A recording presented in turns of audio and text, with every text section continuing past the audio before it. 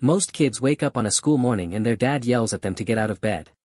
My dad wakes me up by doing a header into my bedroom door by accident while practicing in the hallway at 5:30 in the morning. Most kids have a regular house. We have a gym, a pool, a trophy room that honestly feels more like a museum, and a kitchen where the chef makes protein smoothies that taste like someone blended a gym bag.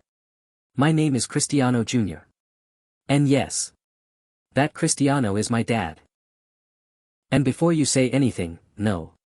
It is not as cool as you think it is. Well, sometimes it is. But mostly it is absolutely exhausting, and I am going to tell you everything. Let me walk you through a regular morning in the Ronaldo household because I think it will help you understand my life very quickly. 5:15 a.m. My dad is already awake. He has already done 200 sit-ups, a cold plunge, and watched game tape from a match that happened 3 years ago. By the time I stumble out of my room at 7 with my hair looking like a bird built a nest on my head, my dad is standing in the kitchen in full training gear looking like a statue they would put in front of a stadium. He looks at me. Looks at my hair. Looks back at me. And goes, "Chris. The body is a temple." I poured my cereal and said nothing. This happens every single morning. Breakfast in our house is not normal breakfast. There is no grabbing a Pop-Tart and running out the door. There is no skipping breakfast because you are running late. My dad treats breakfast like it is the most important training session of the day. The chef lays out like 12 different things. Eggs. Avocado. Some kind of grain that I genuinely cannot pronounce. Chicken. At breakfast. Actual chicken. I once asked for pancakes and my dad looked at me like I had asked him to retire. He sat down next to me and gave me a 15-minute talk about refined sugar and peak performance. I ate the eggs. I always eat the eggs. I have been eating these eggs since I was 4 years old, and I will probably be eating them when I am 40. Now you would think that going to school as Cristiano Ronaldo's son would make you automatically the most popular kid in the building. And you would be half right. The first day at every new school, because we move around a lot, goes exactly the same way every single time. I walk in. Someone recognizes my last name on the class list. Within 20 minutes the entire school knows. By lunch I have 47 new best friends who I have never spoken to in my life. Everyone wants to sit with me. Everyone wants to show me their football skills. One kid did a full juggling routine in the cafeteria and knocked someone's tray right out of their hands. A lunch lady slipped on a bread roll. It was chaos. And it is my fault technically. Just by existing. But here is the part nobody talks about. The part that actually gets to me sometimes. When you are the son of the greatest footballer to ever live, and I say that with full respect and also full stress, everyone expects you to be him. Teachers who know football look at me differently. Coaches put me in the starting lineup before they have even seen me play because of my last name. And then I have to actually play. And I am good. I am genuinely good at football. But I am 15.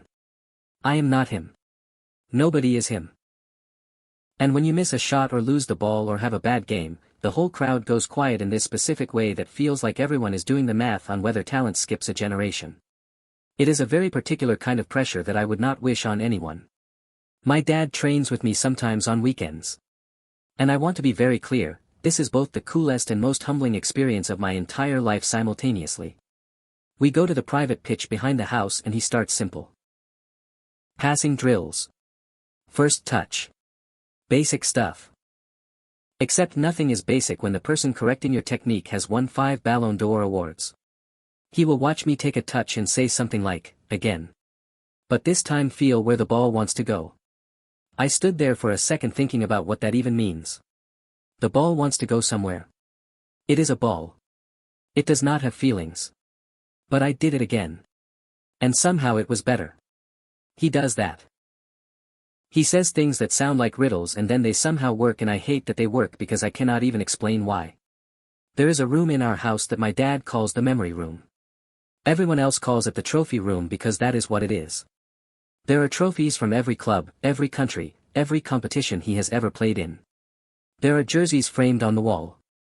There are photographs from matches that are literally in history books. I used to go in there as a little kid and just walk around with my mouth open because it felt like being inside a museum, except we lived there. One time I accidentally knocked over a trophy while playing with a ball inside the house, which I had been told approximately 9,000 times not to do, and I stood there looking at it on the floor for a solid 5 seconds before running to get my sister to help me put it back before anyone noticed. We got it back on the stand.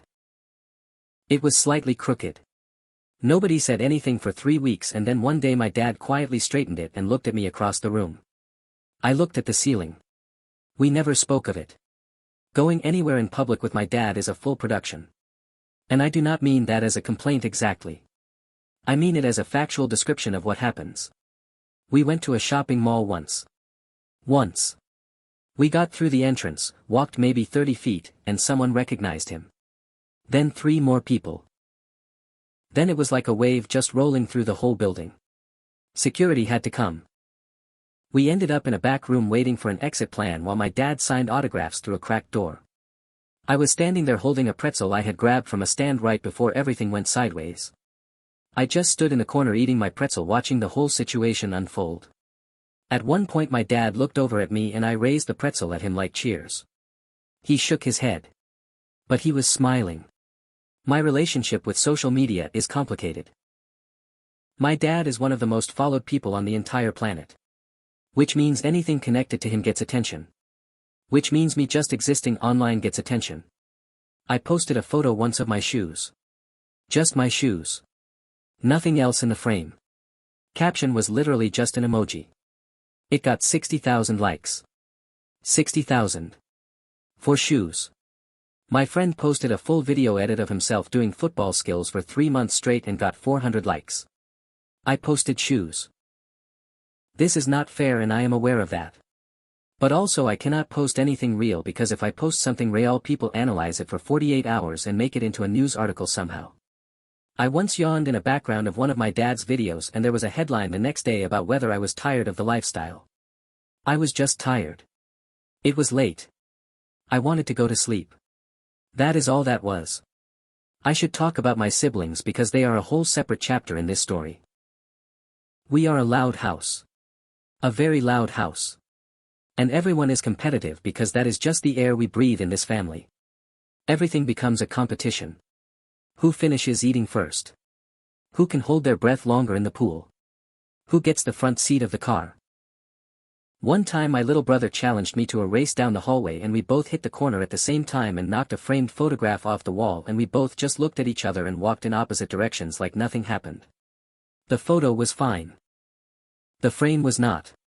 It is currently being held together by determination and denial. People see my dad and they see the goals, the muscles, the trophies, the private jets. And all of that is real. But the version of him I know is also the guy who sits on the couch after a long training day watching cartoons with us. The guy who tries to make jokes and laughs at his own jokes before he finishes telling them. The guy who checks on me after a bad game not to critique me but just to sit next to me and say nothing for a while because he knows sometimes that is what you need. He pushes me hard because he believes in something inside me that I am still figuring out myself. And that is a lot to carry. But it is also the greatest thing anyone has ever given me and I know that even on the days when I am sick of eating eggs at 7 in the morning. There was one match I need to tell you about. Under 15s League. Regional semi-final. I had been playing okay that season but not great. I had been in my head a lot about the name thing, the pressure thing, all of it. My dad was in the stands. Which made it worse. Which I told him before the game. He just nodded and said, "Forget who I am. For 90 minutes just play like you love it. Because you do." First half I played nervous. Tight. Not me at all. Second half something shifted. I stopped thinking. I just played. I scored twice. Set up a third. We won 4-1. After the game I looked up into the stands and my dad was standing up clapping and he had this look on his face that I had never seen directed at me before. Not the coach look. Not the training look. Just pure pride. I think about that look a lot. Everyone assumes my life is perfect. And I get why they think that. From the outside it probably looks like one long highlight reel. Nice house. Famous dad. Travel. All of it. But what nobody sees is the moving every couple of years and leaving friends behind. The pressure of a last name that carries 100 years of expectation. The feeling of never being fully sure if people like you for you or for who your dad is.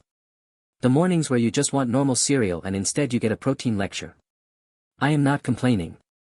I want to be really clear that I know how lucky I am because I do know. I think about it all the time actually. I just also think it is important to be honest that lucky and easy are not the same thing. They really are not.